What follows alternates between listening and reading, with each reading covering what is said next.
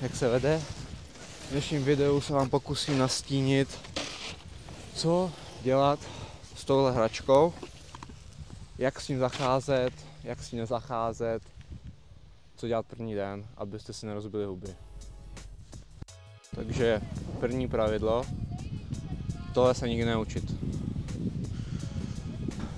Představme si, že je před vámi první den na snowboardu a nevíte vůbec, co s tím dělat. Jako první bych doporučil koupit si nějakýho borce, který vás naučí na svahu instruktora. To je jedna věc. Reálně vás naučí to, co byste se učili celou sezónu sami za den. Stojí to sice na hodinu nebo kolik, ale myslím si, že to je worth it. Ušetříte si tím mega moc času, a i starostí, a i pádů, a i všeho.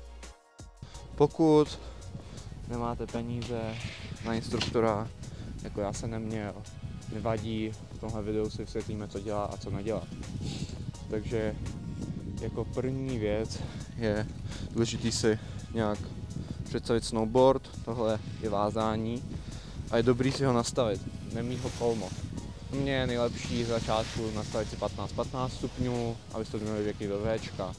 Pokud už víte, jestli jezdíte napravo nebo nalevo, tak to třeba nastavit 18 stupňů, když jezdíte napravo, tak napravo, 9 stupňů na tu levou. Jako druhou věc se musíte naučit koloběžku, abyste vůbec dokázali sjet z lanovky. Je dobrý si najít nějaký rovný plác, kde si to můžete pěkně procvičit, pojezdit si, seznámit se s tím a být v klidu. Po cyklí koloběžce důležitý si najít nějaký rovný plác, pěkně, ne na dojezdu svahu, ale prostě někde hezký.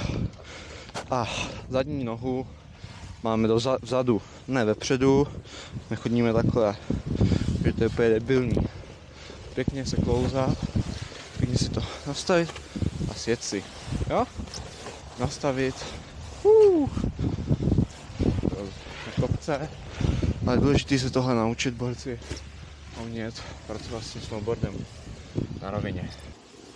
Jako první věc si dáme brždění zadní hrany. Dělá se to tak, že se narovnaní, máte pokrčená kolena, snížené těžiště, pustíte váhu a zastavíte patama. Pustíte, zastavíte. Pustíte váhu a zastavíte. Dal bych si velký pozor na to, aby se vám nesekla přední hrana o nějaký sníh, protože půjdete dopředu a narazíte si bradu. Takže jenom mírně pustit váhu, zastavit. Pustit váhu, zastavit. Pustit, zastavit. Snížené těžiště, pokrčená kolena, narovnaný. V začátku nejdůležitější věc umět zastavit.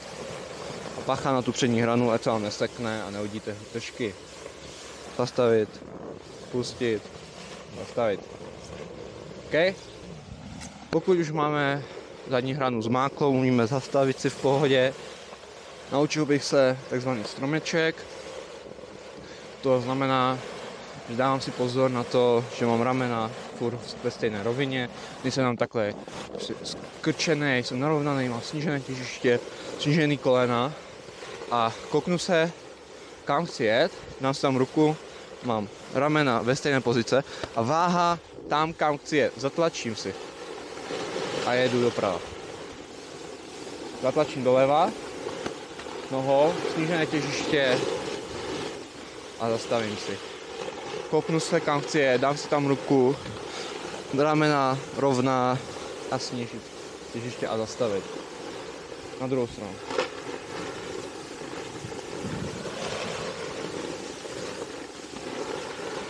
Váha na přední noze a jedu. Borci, pokud už umíme v pohodě stromeček na zadní hraně, umíme se zastavit, naučíme se zastavit na přední hranu. Je to těžší z začátku, ale myslím, že to zvládnete úplně v klidu. Takže co je důležitý, je být narovnaný, jo?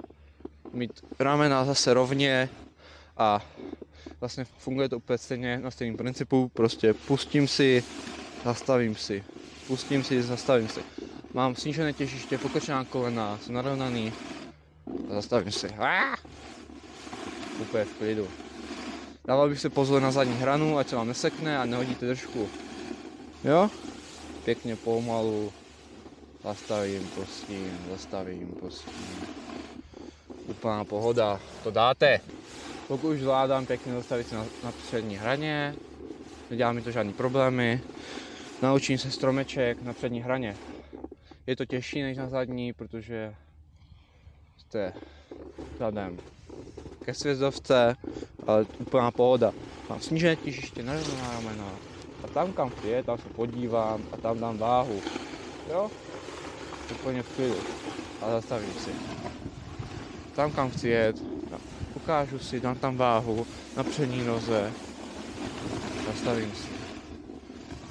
Ukážu si, kam chci jet, dám tam váhu a úplná pohoda. Jo? Nikam nespěchat. Prostě naučit se to úplně v klidu.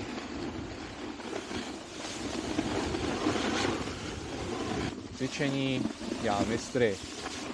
Takže vůbec nespěchejte na nějaký otáčky, v klidu to vypilujte, stromečky, je důležitý mít ty základy fakt jakože dobře zvládnutý, potom se vám bude odvíjet o to celé ježdění.